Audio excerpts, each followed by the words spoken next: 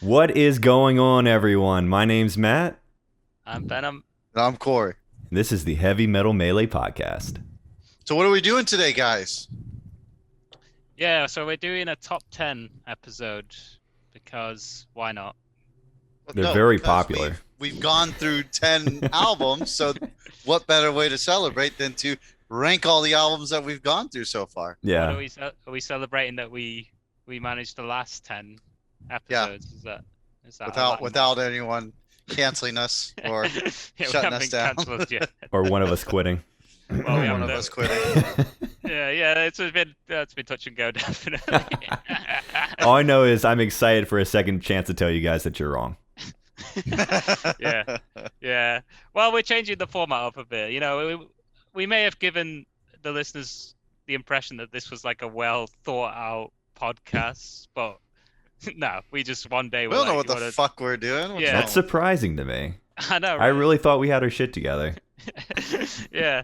So we're ditching the battle thing, which is the whole concept of the show, to be fair. But fuck it, it's old news now. We're starting fresh. We're gonna do a top 10 every few months, maybe, just to see how our tastes are evolving as we throw in new bands as well. See what pops up in our lists. So this episode is obviously the nice top 10 list, right? Because we don't have to exclude anyone because we've only done 10 bands. Everyone gets a participation trophy. Everyone's a winner, you know. And again, it's a music podcast. It's all about personal opinion. There's no right or wrong on these. If you think one of these albums deserves a higher spot, let us know. We don't Please care, do. but, you know. And I just want to say, just because one of these albums is in my top 10 does not mean I like it. I just want to start right there. It's a very important distinction. This is if you happen to have any comments or you're angry at us, follow us on Twitter at Heavy Metal Melee or give us an email at heavymetalmelee@gmail.com. Yeah. This exactly, Matt. This is a top 10 of the albums we've reviewed on our podcast, not our favorite top 10 albums. Yes. Yes. One of us feels more strongly about stressing that than the other. We cannot say that too many times. I like how you clumped us together this is probably going to be my top 10 until we end. Well, I really doubt that, Corey. yeah. Yeah. But we'll see. Yeah, so anyway, let's get into it. Top 10. Who wants to go first? So how are we going to do this? How are we going to format this? I think we should do it. We should do it the same order each time. So yeah, I don't care what order that is. But this is an example of what we should have discussed before we decided. No, this is better if we discuss it in front of everyone. Yeah. Okay, right, so we'll just all go 10. We'll do our 10s and then we'll do our 9s. Yeah. Yeah. So we'll let the rock star go first. Ooh, okay. Don't I feel special? Okay, you guys aren't going to believe this. My number 10 album. Do you want me to say it? Or do you want me to say it for you, or do you want to say it? My number 10 is Megadeth's Peace Sells, but who's buying? No one could have thought this. So, are you stating for the record that you're not buying? I am definitely not buying. I am selling, though. No buys. No buys. Sell. Yeah. Okay. Oh, here he goes. He has to explain himself now.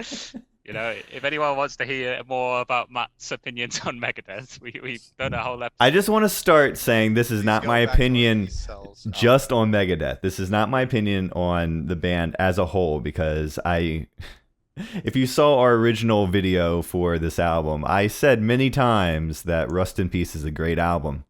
It's fantastic. This one, however, is not. This is an awful album, and I'm sticking with it. It's just a mess musically, and the vocals are some of the worst vocals I've ever heard on a professional release. Corey, I'm so glad we chose Peace Sells as our Megadeth pick. I mean, the thing is, like, Matt did the same thing about Dream Theater. It was like, this isn't my favorite album, but it's the most influential. Yeah, which, true. to be fair, Peace Cells is that. Like, Is it though? I don't know if I believe I think that. it is. I don't know if I believe that. It's definitely like considered the top 2 of Megadeth, and probably the more recognized and the more influential of the 2. This and Rust in Peace are the top 2. There's such a quality gap between those 2 albums. I can't even believe you guys are. It's not together. to say that a band can't like evolve. Jesus. Well, I mean, you know, stay tuned, people, because there'll be some positive things said about that album. Because there's quite the yearly gap between Peace Cells and because Peace Cells came out in 83 or 84. No, 86. It was 86. Oh, he came out in 86. Yeah, I don't know why I thought it was earlier than that. Rust in Peace. And then Rust in Peace was 1990, right? Yeah. So 4 years basically. Still, 4 years. They did an album in between that as well. So far, so good. So what? Yeah. So what? But yeah. So anything you like? What's your favorite song on this album, Matt? There's no favorite song. I hate this album so much. Wait, there's not even one song. No, you in that album? not a single song. I'm sorry. Everyone's going to give me shit about this, but I do not like this album. You didn't even like Devil's Island? That was a pretty good song. That was a fun song. You even admitted on the podcast that it was a pretty enjoyable song. I'm pretty sure I admitted that it had probably the best hook of the album. That's not saying much, though. Probably the only hook of the album. Well, I suppose, but when you can't sing a melody, it's a problem. Yeah. Okay. Yeah. This is the good thing about this top 10 thing, right? We get to review and reflect. Bring back some dirty laundry and. This was always going to be my number 10. There was no thought put in this at all. Like we knew it. Well, when we do our next top 10 video, you know, it might make a comeback. You never know. You know, might make a comeback. You never know. In a few months' time, you'll be like, what was I thinking? That was Wait, great. so if we were let's say we get through 100 episodes, is it gonna be number 100? Because I have a hard time believing that's gonna be your number 100. We'll see. It has a good chance, though. Yeah, it's in the running. Maybe we'll make that a regular feature in following episodes. I'll ask you, is this album better than Peace Cells? First we had the game Hook or No Hook. Now better than Peace Cells. Yeah. All right, Corey, you're number 10. You want me to go next? Actually, I'll go next because I'm gonna fire some shots back at Matt because my number 10 is Ghost Reveries by Opeth. Are you fucking serious? Wow. That's kind of shocking, to be honest. That's not just incredibly offensive. Let me explain. Yeah, they haven't clicked with me yet, man. They haven't clicked fully with me. I can appreciate and respect that they're great, but just for me personally, I prefer. I mean, this is 10 albums, fucking great albums. And Ghost Reveries, you know, there's some stuff I like Ghost of Perdition, killer song, love that song all the way through. But then the other songs, Baying of the Hounds, Beneath the Mire, the Grand Conjuration is pretty good as well. I'll give them that one. They have spells within the songs where I'm not feeling it at all. Mm. And yeah, I don't know. It just seems to me, out of the 10 albums we've done so far, this is the one that just seems the hardest one for me to get through. I mean, okay, that's fair because it is a very challenging album. Yeah. I do want to say it's only for big brains. You're so much better at putting on a positive spin than I am. Because I would never have guessed it on the Opeth episode. One of these top 10s are not like the other. Listen, again, I'm gonna take the role of Corey, which he always does on every episode. Just because I heard it so low, it doesn't mean I don't like it. It's a great fucking album. It's just we've got 10 great albums here, and at the moment. Is that your impression of me? Because I'm a little offended. I can't do the accent, but you know, close enough. It's because I'm from this fucking South. Yeah. But I will say that in a few months, maybe they'll grow on me more. But because the other band that I only got introduced to through this podcast are a bit higher on my list. But yeah, that's my number 10. Sticking with it. Damn. That other band better be fucking high. And I'll say why. Because I already know which one it is. Go on then. So my number 10 is Dream Theater. Words and images. What a See, blow. So, the only reason is I literally had my number 9 at number 10 for the entire time I thought of this top 10. And then I started listening to both of the albums and I realized some of these songs miss like really hard for me. Like for me. I fucking love Metropolis still. Mhm. I really enjoy it. And as corny as one of the songs in the other albums I'm about to follow with, I feel like the album as a whole is actually pretty solid. This one's not bad. It's just not my style. It's a little more proggy than I like. I'm more of a power thrash You don't say. metal guy. So yeah. I just remember the synth sounding. I'm just thinking to myself, oh god, this is so dated. Like this is so entirely dated. And Sir, those are fair I don't know. points. It's still a good song, especially if you're into it. Just I mean, even now we're going through this whole musical trend where we're kind of hitting these retro sounds again. Like we went with lo-fi, and now we're hitting the synth wave. We had like the fucking electro swing. So it's like we're going kind of backwards when it comes to like those trends. Yeah. We're hitting swing. We're hitting the Corey, I will synth waves. So that's what this reminds me of. Yeah, Corey, listen to the Dream Theater album Train of Thought. Yeah, you'll like Train of Thought. That. It reminds me a lot of like old sort of Metallica style thrash. I remember not there was thrash, but, they've got that kind of heavy sound to it. There was a song on here. Let me see if I can remember it, find it. That I did like a lot. On Images and Words. Yes, because it reminded me of a little bit more like the typical. I think it was Under a Glass Moon. Yeah. Under a Glass Moon. Yeah. I already said. I mean, I think it's the best song on the album. That one's really fucking good. I still think Metropolis is the best one. And then you told me that the second album kind of like links off of that, which I need to go listen to. Yeah, that's a fantastic. I thought album. it was a great song. That was for as long as it was. I just like was hooked on it from the beginning. All right, so I think we got our revenge on Matt now for picking Megadeth as number 10. We picked his two favorites. Well, you don't know that actually. No, that's true. That's true. Yeah. All right, let's go for 9 then, Matt. Oh, Corey's gone. Whoops. There he is. Accidentally pushed the wrong That's it. You've said what you need. I'm going back home. All right. So my number 9 is Slayer's Reign in Blood. I'm sure you guys aren't too surprised with that either.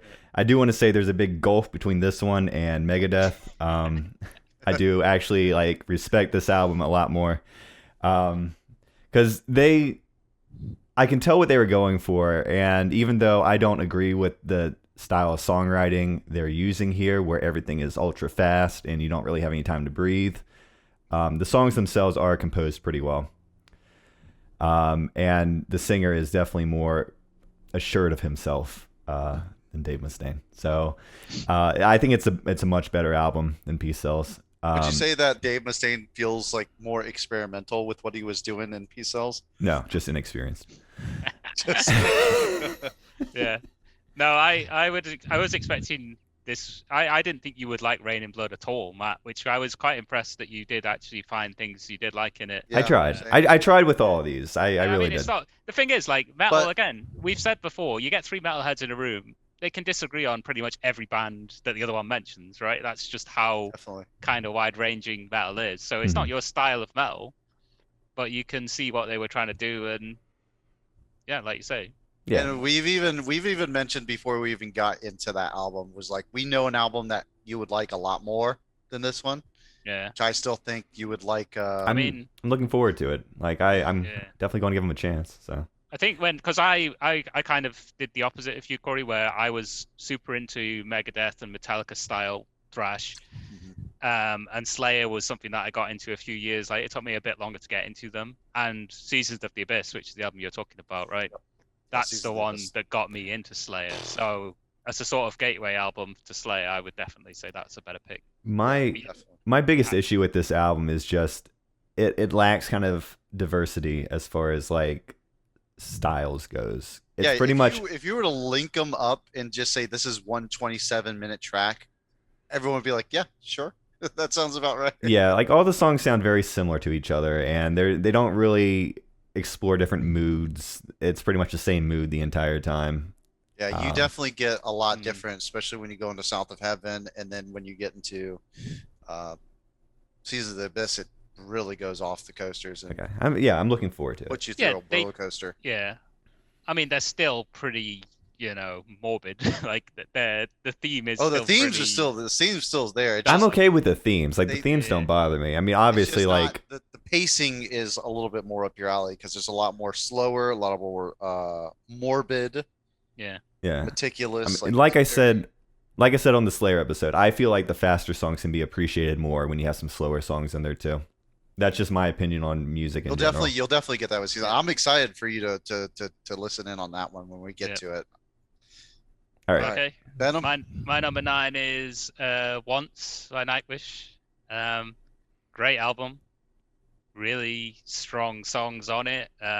Ghost Love Score, I think, is a masterpiece. I think it is my favorite Nightwish song. You got Wish I Had an Angel is a fun tune. Nemo is great. I really loved Sirens. That was the deep cut from that album that I really like fucking that song loved. too. I was surprised. Great song. Planet Hell is fun as well. I like that one a lot. Even Darkchester Wonder, it's got a lot of good tunes on it. This is this is a strong top 10, right? It just has a bit too much fillerish stuff for me. Like especially the last 2 songs, nothing. I get nothing out of those. And there was a few before Ghost Love Score, which I think like Romanticide and Dead Gardens or something. They're good songs, but they're just they brought it down a bit for me overall. It's I'm not sure if it is my favorite Nightwish album. I really liked Wishmaster was my the intro to Nightwish for me, which was a lot more like power metal style stuff. But yeah, I can see why Mary wanted to do Once because it is great. It's Nightwish at their peak, really. So, although people would probably argue. Don't you say that's their best? Floor Jansen's live versions of these songs is better, which I can respect that as well. But yeah, I think Talia sounds great as well on this album. Like, yeah, she does it well. Yeah. Yeah, that's good. Anyway, that's my number 9. Corey? My number 9 is also Hey, Once. we matched. So, yeah, I think like I said, I enjoyed a lot more out of this. Just like you said, Venom. Nemo was great. I think that was my number 2 or 3. Love that song. Dark Chest of Wonders was a great way to start it. Obviously, like you said, Ghost Love Score was phenomenal, but there was their misses. Like you said, the 2 last tracks made no sense for them to be there. At least I didn't think it had any sense. Wish I Had an Angel. I wish I didn't have to hear that every single fucking time.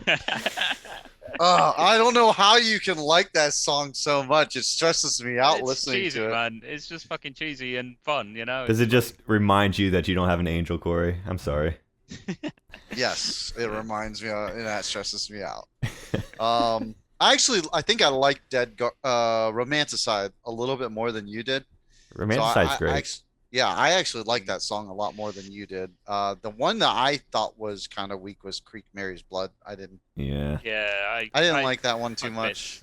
That was a weird, like, first off, it was placed in a really weird place because it just had Planet Hell, and then the siren comes right after it. So it's just like, what are you doing here? It's really bad. So it was definitely on the experimental side. Yeah, definitely. But I don't think it lands, in my opinion. It doesn't. So the album itself, solid. I do find myself enjoying it more than Words and Images, but Images and Words. It's a top 10, whatever. Images and Words. Whatever. Fucking Dream Theater. Yeah, exactly. So, anyways, that's my number 9. Yeah. You made some good points about Corey, like how an album needs to, like, there's certain things about listening to an album in its entirety that is different than just picking. Yeah, songs, like I could easily just pick my favorite 5 songs from any album, and I'll fucking say, "Oh, that's a great album." But you have to take the lows with the highs, and exactly. exactly. You know, All some albums just have a pretty low. Yeah, Matt, let's hear your 8. Number 8. I want to continue this train. It's Nightwish. Oh, There we go. So well, that's probably the I think closest we'll get. so. I think. I think that's probably going to be our lowest averaged Well, album. Probably, Yeah. but so I liked a lot about this album. I'm not a huge fan of Tarja's vocals, and I never have been, and that's always been one of the hardest things I've struggled with, like with liking this band. I don't like the super operatic style, which is why like when I started doing like reactions with Floor singing these songs and with kind of a more, metal vocal style, like I ended up liking them a lot more. But these original versions I feel are just inferior to those by a long shot. Yeah, Hot takes. it can be difficult when you've heard somebody else singing the songs first. Was it sometimes that case for some of these songs for you? Some of them, yeah, not all of them. Yeah. But I do think Yeah. like Floor just I don't think there's a song that Tarja sings better than Floor. I just prefer her vocal style. So Would you say that she floors Tarja? Sure. That's great. Yeah. Okay. Who would win in a Right. fight between the two of them? I wonder. Probably Floor. Oh, Yeah, never she mind. looks- She's a Wait, beefy isn't woman. Floor like almost a half a foot taller than Tarja? She's got the reach range. Yeah. The reach advantage. Yeah. I do feel like this album is a bit spotty with the songs. There's a lot of good songs, but also some ones that I would never really listen to again. So It has like 4 or 5 songs you'd be like, I could add that to a playlist. I could figure a way to include that into something. The rest of it, you're like, trash it, please. It's Yeah.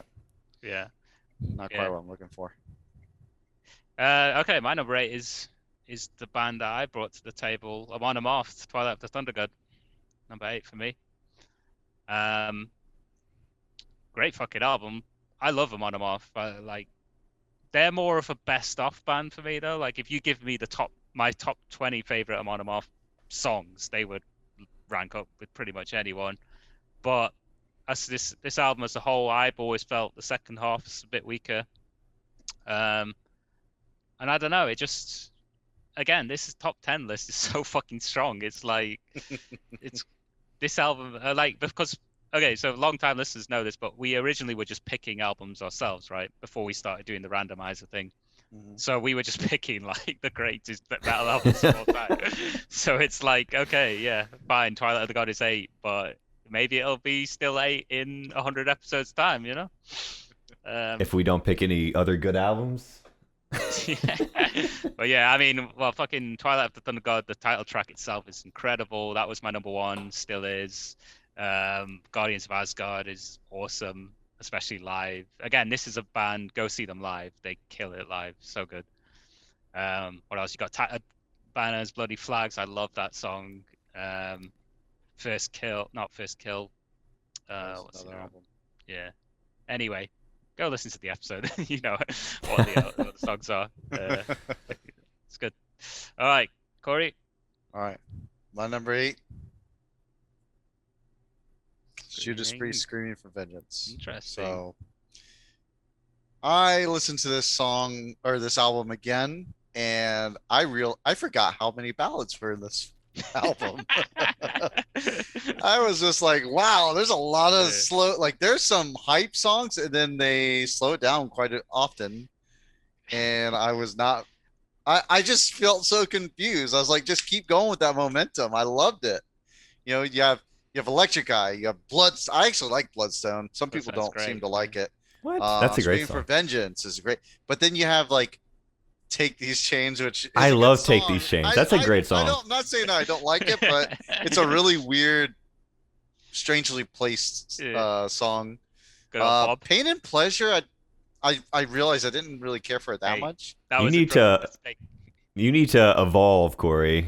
I mean, I still liked it. Get into some pain and Fever. pleasure. I actually liked Fever. Strangely enough, Yeah. that's a weird like ballad song that I could actually get into like singing along with.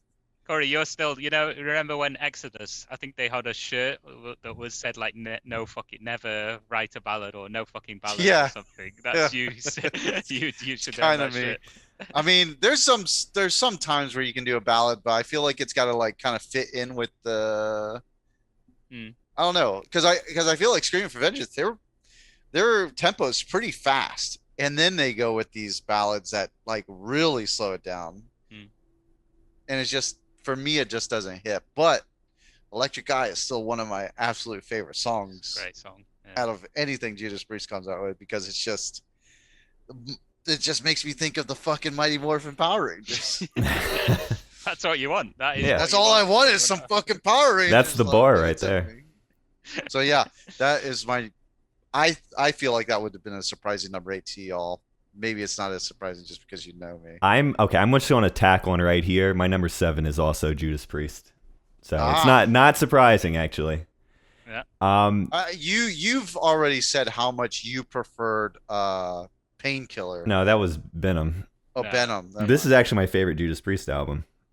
And I was thinking about this a lot this week. And thinking about Judas Priest in general, I realize I don't really get excited about them as much as I do other bands. I feel like they're a solid band. They're a solid band. They're not one that you're like, oh, I need to go to this show just to see them. Yeah, like this is honestly, I think, one of the most solid albums we've done. But none of the songs, except maybe Electric Eye, really kind of inspire a lot of like, I don't know. I feel kind of meh about the whole album. And I don't know why that is. Like, I think there's only really 2 songs that everyone would be like, "Oh yeah, I recognize this." Like, in the first, which is that, and then maybe "Screaming for Vengeance." Like, I feel like you've got Another Thing recognize Coming. those 2 songs. You got Another Thing It's the Coming. biggest Actually, yeah. one, yeah. That's one of those songs. It's a bit like it's like Paranoid from Black Sabbath. I've heard it so many times. Yeah, it's hard to get excited and like about. I'd feel the same way about Black Sabbath, and people are gonna give me shit about that. But like Well, I don't. We're not covering that one yet. I know, but like I don't not like it, but it's also like it doesn't really spark joy. The thing is, you evolve. Oh, Marie Kondo. Yeah. Oh, All right. Well, okay. Let's carry on this train because my number 7 is Screaming for Vengeance. Oh wow. Crazy. That's actually surprising because you're the one I think that suggested this one, weren't you? No, it was more me. I think we wanted to do a Judas Priest album. I think Venom was more on the Painkiller train, and I was like this one. I mean, Oh, true. If this was a top 10 Judas Priest albums video, then Screaming for Vengeance would actually be quite low down for me because I prefer a few different Judas Priest albums than this one. But I understand why we did it. It's their most iconic one. Electric Eye, The Hellion and Electric Eye are just incredible songs. Like Masterpieces. That's like heavy metal at its fucking prime right there. And then it comes in with Ryan on the Wind straight after, which is great. I always love an album needs to have a really strong 1-2 punch. I feel like you need to get that going. Oh yeah. And this album does that. But then like you say, it just kind of a lot of the other songs are just kind of there. It's like, okay, yeah, you've got Another Thing Coming, Devil's Child, Bloodstone's great. I really like that song. Yeah, there's not a lot of misses on this album, honestly. And that's the way I feel too. Like, it's kind of weird that I placed it this low when I actually do think it's a really solid album. It's just I don't get. Maybe it's just how I am right now, like this specific week. But I'm just like, I really am not. To put it in a sports context, it's a very consistent album where you're getting like, you're getting a one base run here, one base run here. There's no home run. But it's a little boring. Yeah. It's not exciting. There's no home runs. You gotta crack that fucker out of the field.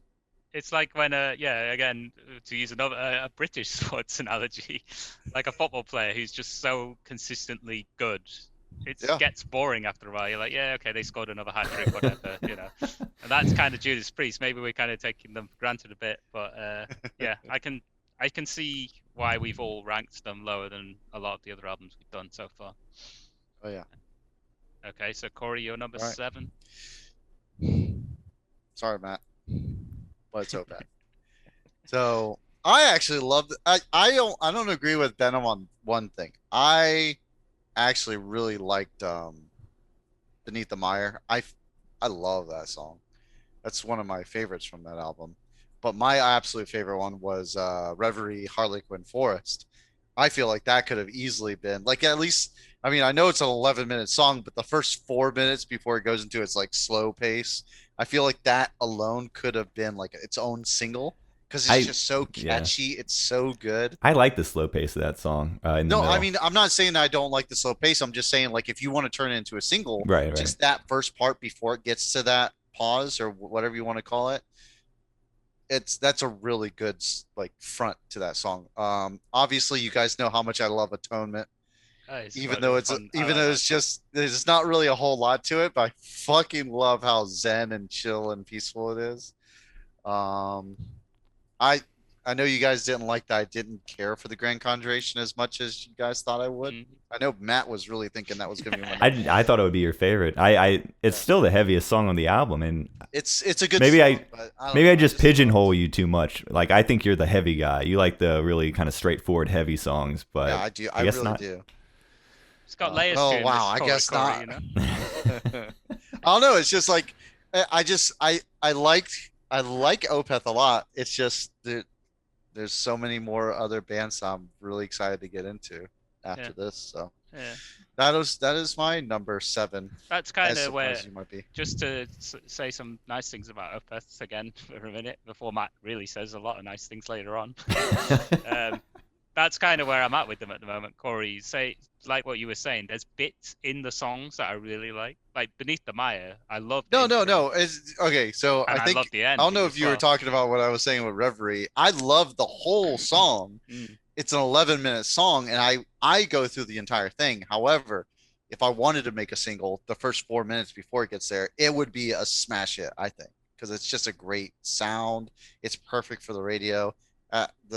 The theme might not be the greatest for radio. This album's not exactly the most appropriate for the mainstream audience, but they should have got Kerry King to give it a listen through, and cut that, get rid of that, make that 1 minute long. Yeah. He's like, 8 songs, an hour and 6 minutes. We can cut 30 minutes off if you tell me. Yeah. All right, Matt, number 6. All right, this is probably going to be a surprise to you guys. It's Images and Words. I had a feeling it was going to be that. Really? When you said it was going to be a surprise. Oh, okay. Oh, so he didn't know until you said it was a surprise. Until you said that, yeah. Images and Words it's a good album. Obviously I picked it, so I do like it on a lot of levels. But as I continue listening to it, and this has always been the case, I realize I always listen to Pull Me Under, skip straight to Metropolis, and listen to Under a Glass Moon, and then I stop. And that's always, ever since I first listened to this album. And I thought, well, maybe I'm just not giving the other songs a chance. And, for the podcast, I listened to the whole thing like quite a few times. And I'm like, okay, there's a reason why I do what I do with this album. A lot of those songs don't hit home with me. And this is coming from a huge Dream Theater fan. I love so many other albums, but for this one, I just feel like it's pretty weak, and I kind of wish I hadn't chosen it, but I did, so I have to accept that. Yeah, Dream Theater seemed like one of those bands where everyone would have a different favorite album because they just do different things on all of their albums, pretty much. Yeah, and this is an important album to the world of prog metal. Yeah. But it doesn't mean it's their best album, and it doesn't mean it deserves to be on the top half of this top 10 list. I'm very shocked that Matt is the one that has it lower than Venom. But it doesn't surprise me because I know where. Hey, I voted for Metallica, and he did not. You did, and I'm excited to see where Venom places this album a little bit later on. Yeah, it's not going to be number 1. It's my number 6 as well. It's my number 6. Wait a second. This motherfucker voted against Ride the Lightning with this album, and now it's behind Ride the Lightning. What happened? Time, Corey. Time happened. It's not a shiny new toy anymore. Wait, you didn't take the time, Venom? I took the time. I fucking hate this podcast. I'm leaving. Yeah, like all of my relationships, you know. First week, fucking love it. After that, cool. By the second week, ugh. No. Well, what I wanted to say actually is, so me and Corey are not prog metal guys, and Matt is very much a prog metal guy. So the two that know he's what Venom introduced is us anymore, to be honest with you. I've lost track. Right. He's not the thrash metal guy anymore. He's not the prog metal guy. He fucking votes in Dream Theater over Metallica. All right, we're not getting into that. Listen. Oh, I want to get into it more. Okay. Okay, let's get into it then. So what I thought. It's now or never, man. I thought that the concept was we vote on which one we preferred listening to during the week, right? So if you're giving me a new album that I've never listened to before and an album that I've listened to a billion times before, and I actually enjoy the new album, I'm obviously going to be like, yeah, I was digging it a lot this week. I'm giving it a vote. But I see the error of my ways, right? That's a stupid way of doing things. So I've managed to, you know, correct the error, let's say. You nearly cost Ride the Lightning our one and only Hall of Fame. Well, God. that's it, isn't it? That would have been Finished the Hall of fucked. Fame. But anyway, let me say some things about Dream Theater, please. Now, Matt, yeah, like I'm saying, we're not prog metal guys, right? So these are the two prog bands that we've done so far. And I prefer I'm becoming a much bigger Dream Theater fan than an Opeth fan so far. Like, Dream Theater, like, they have a lot more joy than Opeth. First of all. Well, that's your problem, man. You need to take those joy levels down a little bit. I'm a power metal guy, right, Corey? I'm a power metal guy. Very, very heroic. And now he's the power metal guy. Yeah. I got two hats. Just wait till you vote against the power metal band. He's just that guy. I fucking love Take the Time still. I think that's a great song. I don't skip that one. Pull Me Under is not, like, I haven't heard it a billion times, so I still dig it. Metropolis is killer. Under a Glass Moon is probably my favorite now as well, actually. I love that song. I actually quite like Surrounded as well, and the last one, what's it called? Learning to Live. Mm-hmm. Let it live. I quite like that song as well. But I will say, I've listened to a lot of Dream Theater since we did that episode, and two albums, Scenes from a Memory is my favorite one so far, and Train of Thought I really like. So that is heavy as fuck, that album. It is a great album. Yeah. But Image is Weird is still good. I like it a lot. Number 6 for me. Corey, number 6. Hey, every time I hear it, Take the Time, I still think of Captain Falcon when he's Yeah. like, "Come on!" So, my number 6 is gonna be a surprise, but not a surprise. But you guys are gonna hate me for it. No. Camelot. Yeah, I hate you for At it. the moment, champion. Yeah, I like this album. Yeah. That's all I can say about it. Just kidding. All right. Yeah, I know that I was gonna be the one that was lowest, just because, like, compared to, so. I mean, we've been jerking off on that album, to be fair. So It's true. you'll bring it down a bit. I don't think that I'm, like, against it. It's just I've already told you my opinions on the middle portion of it. I hate the tempo change. Do you feel the pain of this? God, pain? this pain. I love Moonlight. That's the only one of those three that I liked. Great song. I don't understand your hatred for This Pain. That's a metal song. That's a really good metal song. So I don't know. It's not even slow. You're not even a thrash metal guy. What do you know? What do You I hate know? Megadeth. Get the fuck out of here. I only hate some Megadeth. All right, you only hate some Megadeth. Not all. But yeah. Megadeth. I mean, you go through this album, there's fucking, like, slam dunks. You got When the Lights Are Down, my favorite song. You got The Haunting. You got Soul Society. I liked Moonlight. The Black Halo itself is really fucking good. It's everything's good about this. March of the Mephisto with, what's his name, Shigrath? Yeah, the guy from Dimmu Borgir, who I fucking love. I love Shigrath. Great. So He sounds great on that song. yeah, this album's great, but I mean, we're coming up onto some heavy hitter albums True. right now. So the fact that it's this low shows how good our selections have been, because the gap from Camelot to Opeth is pretty fucking huge for me, at least. It's gonna be interesting to see Because how it goes long some of Dream, these, last. Dream Theater's right here. Nightwish. Then there's a pretty big for Judas. Opeth's right next to it, and then there's a huge one for Camelot on. Yeah, that makes perfect sense. We are really, Corey, I think what Corey's trying to say is the top 10 is too limiting. We should be saying 10, 9.3, 8.1. Pretty much. You know, the concept of the top 10 is not fair. You're right. Not. So that's why I feel like if you just took the first four songs and the last three songs and put them together, that album's perfect, almost perfect. Yeah. But there's just those two songs that just doesn't do it for me. Fair enough. If you want to give us comments or questions or suggestions, you can reach us on Twitter at Heavy Metal Melee or give us an email at heavymetalmelee@gmail.com. Yeah. Let's hear the listeners' rankings. Why not? Yeah. You'll be down for that. We won't read them, but you know. I'll at least look at them. Yeah, well, and nod my head approvingly or not approvingly. I mean, we'll give them a look-see. Yeah. All right, Matt, number 5. Number 5. Oh, pains me to say it. It's Powerslide. Ooh. Hot take. Hot Does take it really indeed. pain you though? Does it really pain you that much? So I mean, I said it during the episode, but like for me, this is an album of extreme highs and extreme lows. I really like the first two songs and the last two songs, but everything in between is like I don't care at all. Wait, hold on. So Flash of the Blade is not No. their best song on that album. It's got its own tier. It's that good.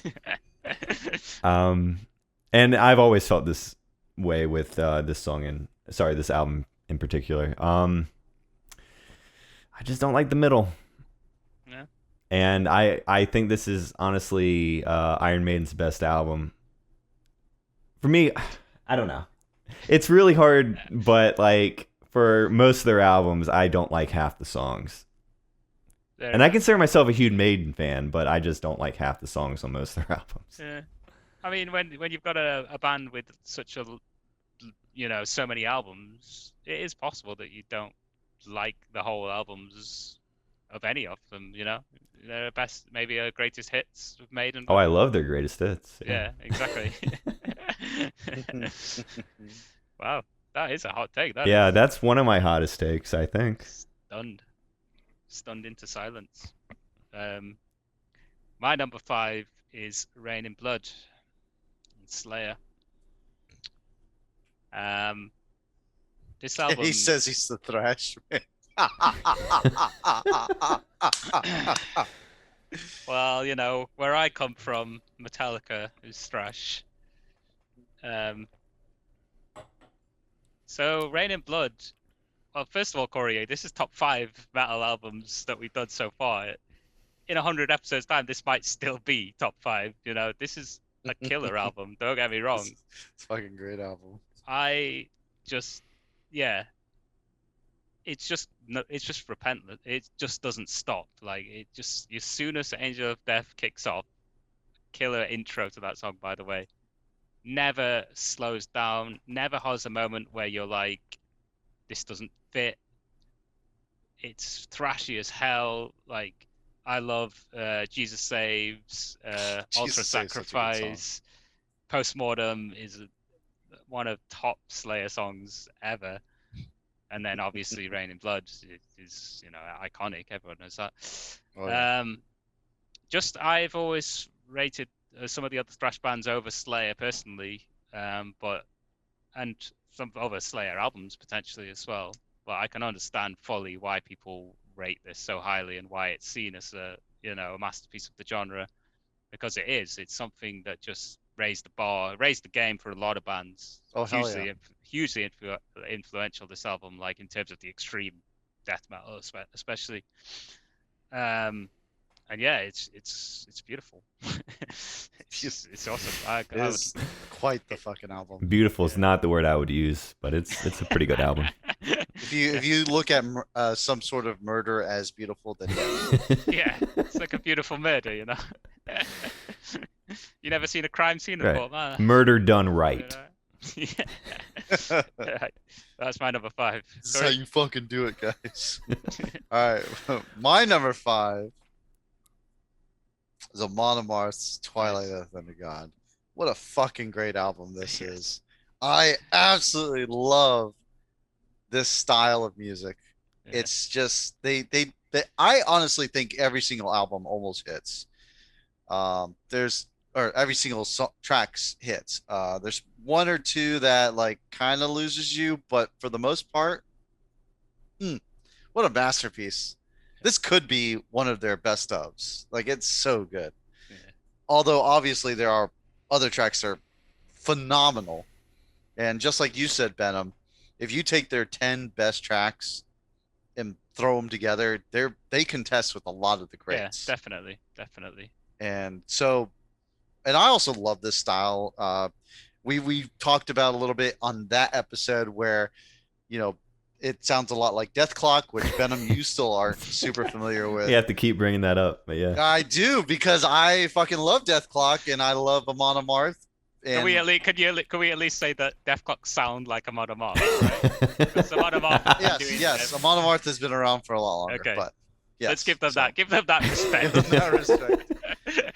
But yeah, in the moment, like, this album is it just punches you in the balls, like, from the start, and just keeps and I absolutely love it. I can't say enough good things about it, but we already have. So I mean, these were my favorite band a few years ago, for a while. So I definitely I'm happy that you guys both seem to have enjoyed it.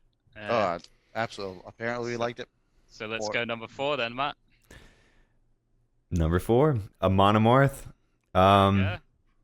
This is surprising even to me. I'll be honest. When ranking these albums, I realized that I enjoyed listening to the Twilight of the Thunder Gods album from start to finish more than I did Maiden, and I had to give them credit for that, because I actually liked every song.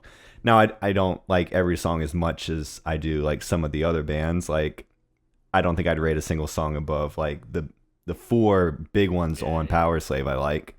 But as a whole album, I feel like it's very strong, and it should be, you know, commended for that. Yeah, that's cool, man. I'm definitely surprised that you liked that as much as you did, to be honest, Amon Amarth.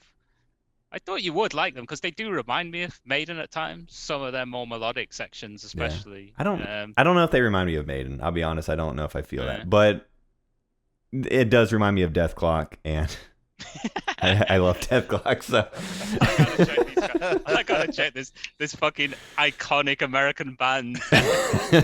It's not even an American band. It's 2 people that make this music. It's Brandon Small and like his friend. It's a fucking comedy show. If you don't know, like it's if you're not familiar with Death Clock or Metalocalypse, it was on Adult Swim like almost a decade ago. But the music is legitimately amazing. It's really fucking good. Is it Amon Amarth good, or is it? No, it's literally, if you were to listen to both of them, you're like one of these 2 influenced the other. One of them influenced the other in some way. Who could say? Well, I'm just saying, if you were to listen to them and you like, they're the same fucking band, because they're both so good. Okay. Especially the song, especially the first song, Twilight of the Thunder God. It's such a Death Clock sounding. It sounds like the Lost Vikings. No, that was the other song. No, that's Voyage of the Vargards. Yeah. Okay. Death Clock. Enough jerking. I liked it. So good job, guys. There's one album you managed to get me into. It almost redeems you from Megadeth. There will be others. There will be others that you'll hate us for. Hey, speaking of Megadeth, my number 4, Peace Sells. I'm trying to think why Matt hates it so much compared to us. And I don't know, maybe it's just because we grew up with it, or maybe Matt's wrong and it is fucking great, because I can't get enough of this. I'm not usually wrong, so I've listened to this album for like over 15, 16 years more probably. Actually, I'm older than that. Fuck.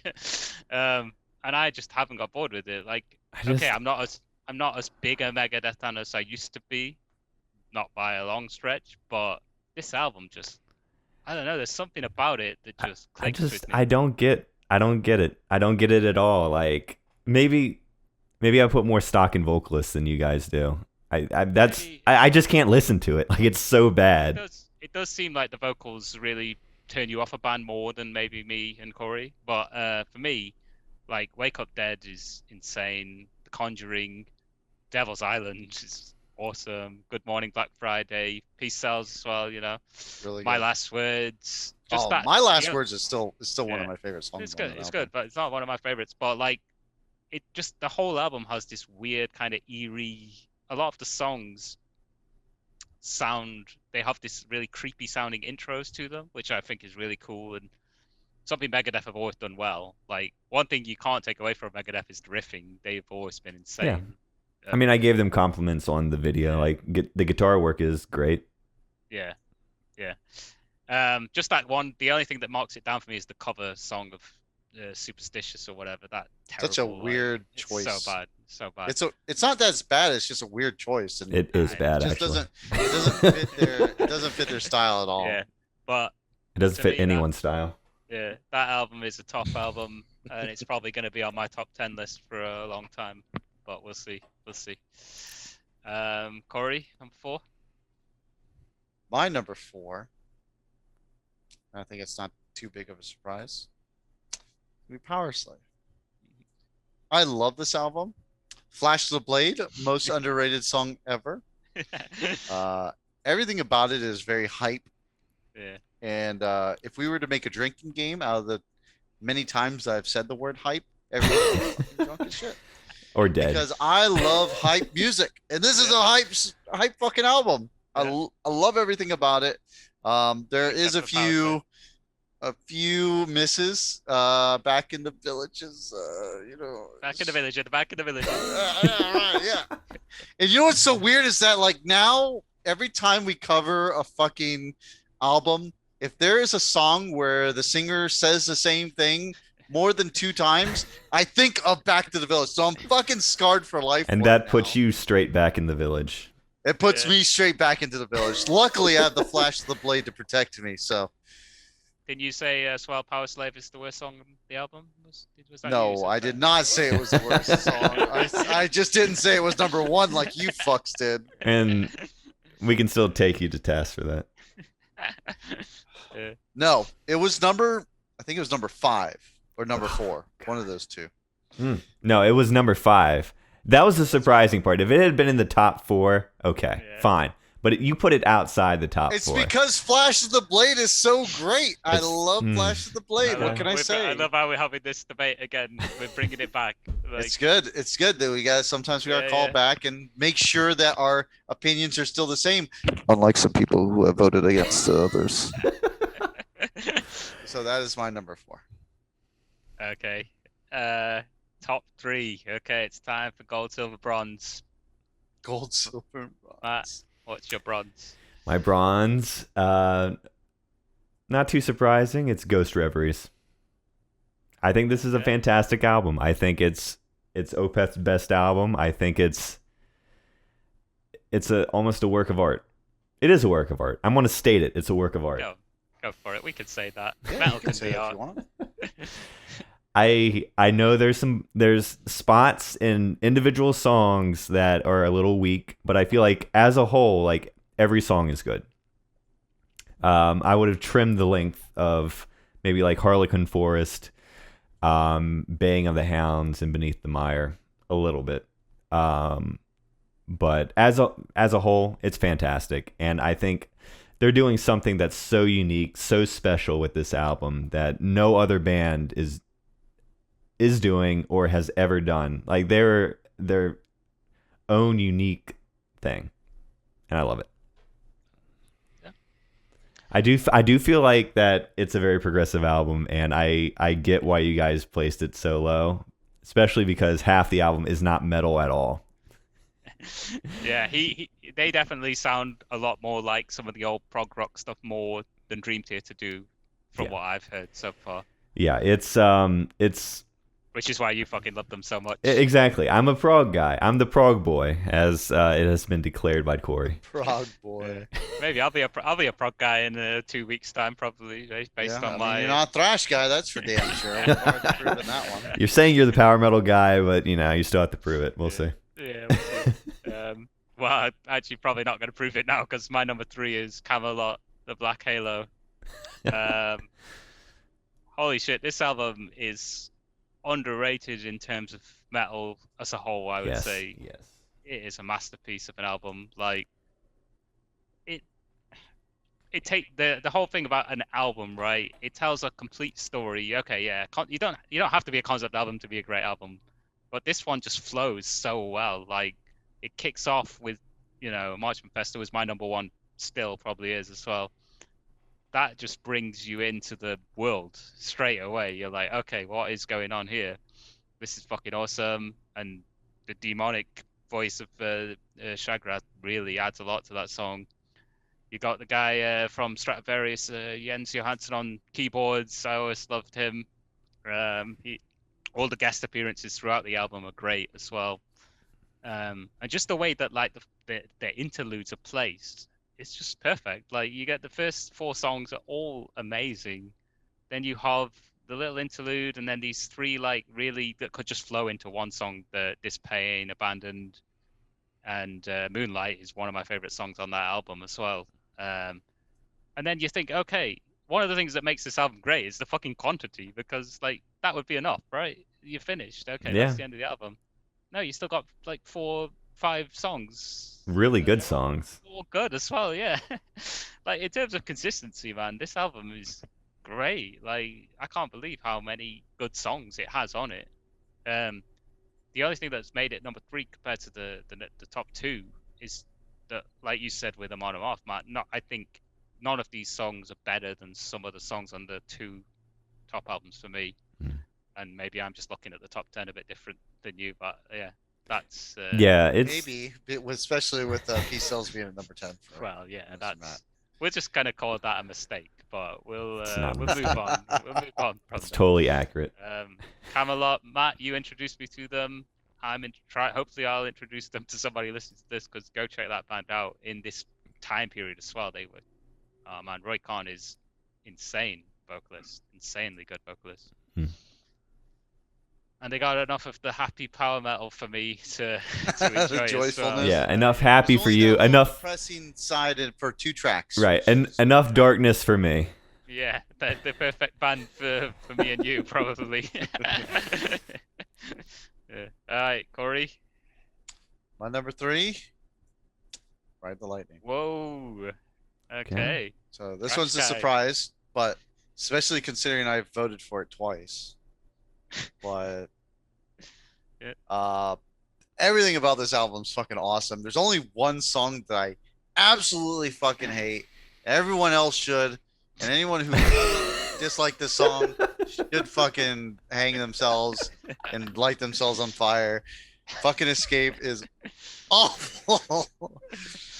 So now the meme is that if there's one song that is absolutely god dog shit on an album, I just say it's the Escape of this album, because it's just not a good song. I like the instrumental Call of Cthulhu better than I do Escape. And that says a lot. However, the most underrated track on this, The Flash to the Blade of the Iron Maiden, it is Trapped Under Ice on this album. Oh, it's so fucking good. It is like thrash metal at its fucking core. It's a lot better than Flash of the Blade. And yes, but let's calm down on that. Yeah, Trapped Under Ice is fucking great. And remember, I've been talking so much shit about ballads. Fade to Black is just that's about done right. So perfectly done. It is so beautifully done, and Hetfield's vocal style just really fits that song's mood. And I don't know. I don't think Metallica's ever made a ballad better than that. I mean, the source of inspiration was Losing His Amp, right, Matt? So, I mean, can anyone really ever write something? It's not something you easily recover from. Yeah. when you've gone through an experience like that, you know. No wonder they wrote. But yeah, so this was what led the way for Metallica to become one of the superpowers of the world. Yeah, definitely. And not even just of the metal world, just the music world. It's just and yet not number one for you. not number one for me because I'm a thrash man. He's a thrash man, not a guy. He's a thrash man. I'm a thrash guy. You're saying that like Metallica's not a thrash band. I know, yeah.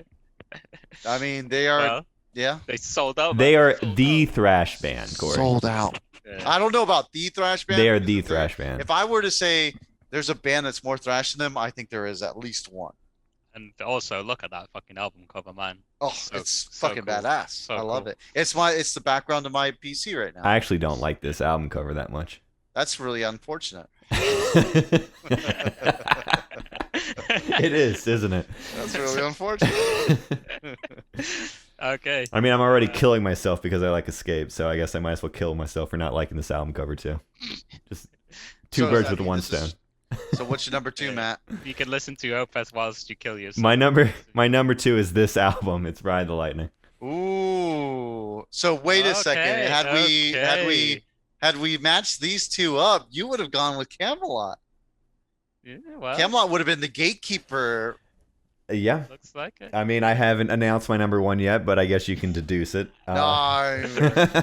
Yeah, it's only one choice left, isn't it? But So- I'll talk about that when we get to it. Ride the Lightning's fantastic. I think it's one of the best albums ever by any band. It's almost a perfect album all the way through, including Escape. I think Escape is great. I think it's a great song, and I am not ashamed for liking it. I actually like it more than several songs on this album. Yeah. I like it more than Call of Cthulhu, and I like it more than Fight Fire with Fire. So, there. Deal with it. Wildly surprising. No one's ever wrong to like a song, Corey. No such thing as a bad song. It's a fantastic album. It would be my number 1 if not for a even better album. Is it your favorite Metallica album? I think so, yeah. Okay. My number 2 is Powerslide, Iron Maiden. You may have heard of it. Yeah. 4 songs that are essential Maiden. Flash of the Blade, incredible. I actually disagree with the middle section. I like those songs, not Back in the Village too much, but the Duelist I really enjoy. I think the instrumental section especially is killer. The soloing is awesome. The groove, just that whole album just put me in a groove, man. It's got such a nice, and the bookending, to me, that makes the album stronger. Like the fact that it comes back at the end with Power Slave and Rhyme of the Ancient Mariner. Like, how the hell do you beat that as a ending 2 track? Like, that's insane. And yeah, Maiden, you know, I don't need to say anything about Maiden. Everyone knows everything about Maiden, so that's my number 2. So by the powers of deduction, Corey. Wait, no, you haven't said your number 2 yet. I haven't even got number 2 yet. Wow. way to exclude me out of this. Well, However, my number 2 I think is pretty obvious. Peace Else. Going with Peace Else. Damn. Fucking love this album. Oh, it's so good. Everything from Wake Up Dead to Devil's Island to My Last Words is fucking fantastic. Everything about it is good. Obviously, the cover is bad. At least I think it's a really poorly chosen song to go with in terms of cover. I feel like that cover is what my experience is for the whole album because I could say I hate that cover quite confidently, you know. It's got no redeeming quality. It's definitely not their best choice. Yeah, but yeah. then again, they also didn't really. I just Dave Mustaine, if you're ever listening to this, can you please stop doing covers because Anarchy in the US or UK is not very good either. Terrible. I am sorry, Corey. If Dave Mustaine was listening to this, he would have shut it off after my opinions. Dave Mustaine, please, I love you. I have you number 2. So yeah, that's not his best work there, but this whole album is fucking great. It's not the best album, I will say that. So the fact that it's number 2 in all this says a lot about what I think of Megadeth. I love this band. I love Dave Mustaine's angst. He obviously plays with a chip on his shoulder, and it shows in his music. It shows in his vocal styles. As much as Matt hates it, he does have emotion, and I feel like he has more so emotion than both Hetfield or Rhea. He definitely plays music with a pain in his heart, and he's just trying to allow you to understand him, Matt. He wants you to understand his pain. He got thrown into a bus by his best friends, and they said, no, you cannot use that reference when referring to Metallica. I'm sorry, that's off limits. So yeah, he is not the Metallica member that got thrown into the bus. That's my number. Oh man. Yeah. Sorry. Rest in peace, Cliff. Yeah. Too soon, man. Too soon. Too soon. It's only been 30 years or whatever. Yeah, Corey, I'm with you. Megadeth, one of my all-time favorites, especially in my younger years. His voice never bothered me really. I said during the episode, I have moments of clarity where I'm like, oh yeah, he sounds terrible. But for the most part, I don't care at all. Like, and there's just something about they play thrash that is, they got it down. They got it down. Great. Yeah. It's really good. They can get your head banging, no problem. So, well, yeah, now by the powers of deduction, we know what everyone's number one is. So let's hear it. Matt? My number one is the Black Halo by Camelot. Yeah. I think it's you did say you agreed with a lot of people, because a lot of people would say that this album is considered like one of the top 10 to 20 metal albums of all time. I don't know what other people say about this album. I think I've been reading up on it, and a lot of people say high things about this album. Unfortunately, not for me, but yeah. I think you're in the same camp where you also think that this is probably one of the best metal albums. I think it's a perfect album. Again, this is coming from someone who I don't consider myself a Camelot super fan. I like them. I like a lot of their songs. But I think they hit it so far out of the park with this album. Every song is perfect in my opinion, including Abandoned, including This Pain. Great song. Abandoned is not a metal song. I get why Corey doesn't like it. It sounds like a Disney track, but it sounds like it. Just saying that alone, like, it could be on a Disney movie. And those songs are really fucking high quality, so, whatever. You'll take that. A top tier Disney movie as well. Yeah, exactly. Just, this is an album I don't skip any song on, ever. So. Well, I skip plenty for you. Yeah. High praise there. Can't top that, can you? Matt, I agree. Like, it's rare for me that one album from a band is just so far above any of their other albums for me. Like, it's like if the Black Halo, if we were doing a top 10, it would just be all Black Halo tracks. Yeah. It's incredible how good that album is.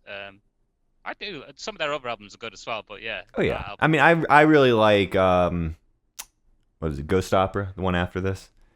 But I only like half of that album. I like the first half of that album. The second half isn't as good, in my opinion. Yeah. But this album's great all the way through. So it's an easy choice for me. As much as I like Metallica and Ride the Lightning, this was not a hard decision for me. It's more up your style as well, I guess. Yeah, I guess so.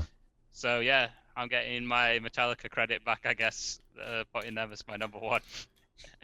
Well, how can that be, Ben? I mean, you already voted Dream Theater better than Metallica. I know. I'm so confused right now. Yeah. Well, I'll clear up the confusion. Ride the Lightning is a special album, man. This is it. This is where Metallica, this is the band that became Metallica. This is where they found their winning formula, whatever. I feel like this is the perfect Metallica album for every Metallica fan to agree on. It's still got the rawness of Kill 'Em All. Still got kind of like Creeping Death, Trapped Under Ice, which Fight Fire with Fire could have easily been on Kill 'Em All. But then you've got some of their more mature, Fade to Black, For Whom the Bell Tolls is amazing. Like, some of the best riffing ever on a metal song. Escape. I don't really like Escape either. He sounds bored singing it. Like he's going out on my own, meant to be free. Like you can tell it's like he's got a fucking gun to his head, and they're saying, "Make this song, make it." They're like, "We need one more track. Can you do it?" He's like, fine, I'll phone it in. And they put out a great track. Yeah. See, that's just how good Metallica were at this time in their lives. They could be bored, and you'd still fucking eat it. This is why, like, you know, Metallica gets shit on a lot because of what they became. And I think part of it is the fact that they just made so fucking good albums for those first 4 albums. Like, people were just burned by the fact of what they became. And also suing your fans didn't help with their reputation. But I think that doesn't bring about fan rapport? Yeah. I don't think they sued their fans. They sued people who ever shared their shit. That was the thing. I can really go hard into that. You probably don't want me to, but I will say that what they did is definitely something that helped even smaller bands out. Because, I mean, we struggle too with piracy. It's a thing. Fair enough. Yeah. No. Just the perception, anyway. That's why a lot of people hated him after that. But yeah, I mean, Ride the Lightning and Master of Puppets, almost like twin albums, the way that they're both structured, have the same, have an instrumental towards the end, killer opening track, which is like pure thrash, then you got the ballad. I wish they had just carried on doing that. Like, I know they wanted to progress and do other things, but man, that formula was just a winning formula for me. Like, it's hard to beat Ride the Lightning. Maybe Master of Puppets, but we'll see as we go on. We'll see if we ever get to that. We will. We'll definitely do that. Great. All right. My number 1. You guys aren't going to believe this. Dream Theater's Images and Words. Wow. Kidding. Simultaneously, your number 10 and 1. Fuck yes. This fucking album is gold. Everything about it, top to bottom. Even the ones I don't remember, I would listen to over most of these fucking shits that we were listening to this whole time. I would say the weakest song was Reborn, and I fucking love that song still. That's such a good song. I wouldn't skip it. There's not a song on here that I would skip. If anything, I would go back just so I can hear what Tom Araya was trying to say. Because he had to talk really fucking fast to get to this goddamn album. He had to keep up with what Kerry King and Jeff Hanneman were trying to do. I think this is the ultimate thrash metal album. Nothing about it is soft. There's no fucking ballads. There's nothing. There's no tempo that goes down. And I can't say anything. I can't say anything bad about this album. Everything's fucking great. And it's got 2 of the most iconic songs in metal history with Angel of Death and then Rain and Blood. Yeah. I agree with pretty much everything you said there, Corey. Also, it's great lifting music. That's what matters. That is the big thing for Corey, especially. It's gotta have the lifting ability. All right, so we've gone through all of our top 10s. Would you guys like to hear the averages for these top 10s? Yeah, sure. That sounds fun. All right, so I'm down for some maths. I'm always down for some maths. Oh yeah, we know you're always down for some maths. So at the tail of the entire thing, at 8.7 average score, Nightwish is once. Okay. A bit of a struggle, but I don't think that is indicative to how it's bad. No, it's a decent album. But it's also going up against some fucking stiff competition. There's a 2-way tie at 9th between Judas Priest and Dream Theater at 7.3.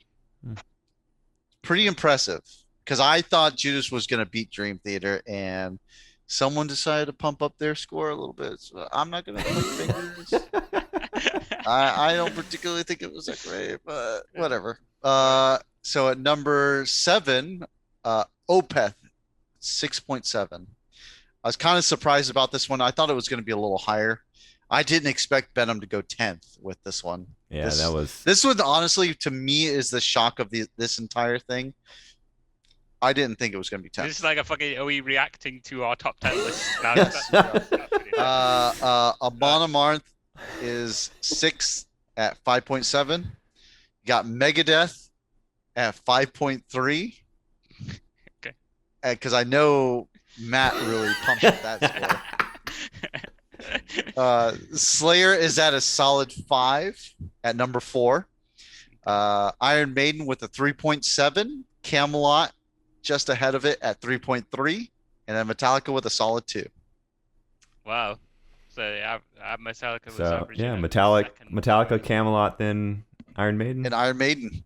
Yep.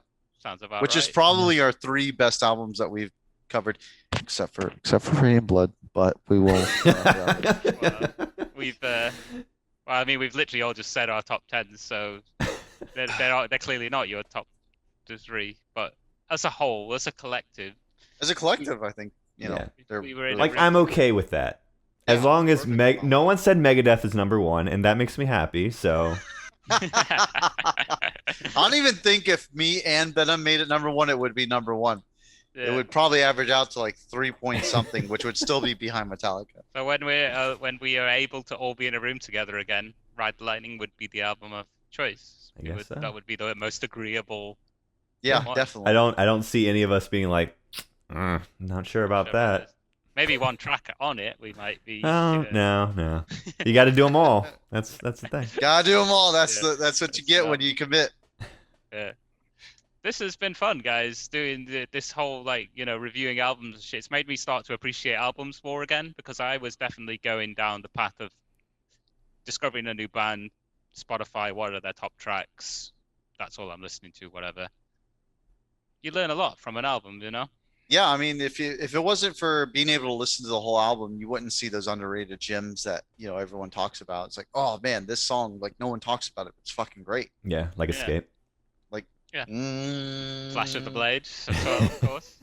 I'm on my Yeah. And as we start getting through the more niche bands, we might discover some new music we like. Like, I'm starting to get into Dream Theater. Matt likes Amon Amarth more than Iron Maiden, I think he said. I did say that. Surprising to me. So I just feel like the Amon Amarth album is just a stronger album. Like, I actually listened to it from first song to last, and I didn't want to skip any. So that says a lot, because I often skip around. Fucking great. I am gonna say that besides Benham's Opeth at number 10, I'm very surprised that you had Amon Amarth so high. I told you guys I liked it. Yeah. They are. Also, Power Slave is not Iron Maiden's best album. Let's get that straight. That's not. Well, it's not Seventh Son. Seventh Son is the best. For me, it was always Power Slave or Peace of Mind were always my 2 favorite Maiden I albums. just gotta remind you how great Seventh Son is. I don't think Peace of Mind is that good. I'll be honest. Peace of Mind is definitely not that good. It It has 2 songs that are great. One of which are When Dinosaurs Roam the Earth. But, It's the only good thing. Yeah. What is going on The here, Trooper's pretty good. We're just throwing out just some hot takes here. Yeah, just This video for some reason. well, I'm hoping that one day we get to cover Seventh Son. You guys can understand what I'm talking about. I don't know, man. I think if we're doing That's such another a fucking good album. if we're That's doing such a another good Iron song. Maiden album, we have to do Number of the Beast. That's Yeah. my opinion. Yeah. I That feel had like some One of duds the on Beats it. doesn't That even had come some- close to Seventh Son. Oh man, No, So the good. Beast had some duds on it though. Definitely. what? Number of the Beast? Yeah. Oh yeah, definitely. Seventh Son does not have any duds. I will tell you that right now. It's- They're all as good as Flash of the Blade. I've already Phenomenal. made my opinion known on Iron Maiden albums, so Not only does Seventh Son have some duds, it has some long duds. That's the problem with that. You're a album. long dud. Shut the fuck up. All right, we ended our top 10 video by just trashing on Maiden. I didn't trash on Maiden. I said it was great. I don't know Alright. what you guys are talking about. Yeah. Okay. So our next album is Toxicity by System of a Down. Yes. So again, we're scrapping the voting thing, so it's not going to be compared to the Black Halo. Don't worry, Corey. I'll probably still compare it to the Black Halo. So Well, spoiler they are alert. so- Spoiler alert. Yeah. If this was a melee thing was going to keep going, I was probably going to vote for the Black Halo. Okay, that's surprising to me. That's legitimately surprising to me. I but- love Toxicity, but it's not my favorite album from System of a Down. But Black Halo is a fucking. But you fucking talk about them all the time. I do talk about them all the time. All However, Toxicity is not my fucking favorite album. But it doesn't matter anymore because we're not heavy metal melee. We're heavy metal melee without the melee. Sorry, you can talk about them next week. Let's So save all I'm that excited for to next do week. that. You can tell I'm very hyped. I mean, you've already told us how crap they are now, but we Yeah, they're shit now. still listen to the next album. And yet you were the one who put them on the divine wheel. So Well, I mean, that's on I you. wanted to put the most. I did the same thing that you did. I didn't put my favorite album. I put the one that I felt was the most influential. Okay, guys, we got to get out of here. This is going on way too long. Now there's at least 10 talking points I need to discuss with you Yeah, guys. can we go over them real quick? Shall we let's do our top 10 moments off this episode. All right, real quick. Here we go. Top 10 moments right here. Editor, put the fucking graphic up. No, My number one I'm is done.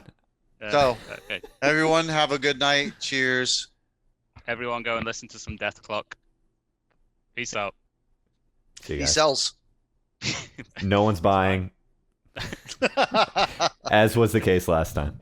Bye. I think we should end on that. All right. No one's Okay. buying. Cut.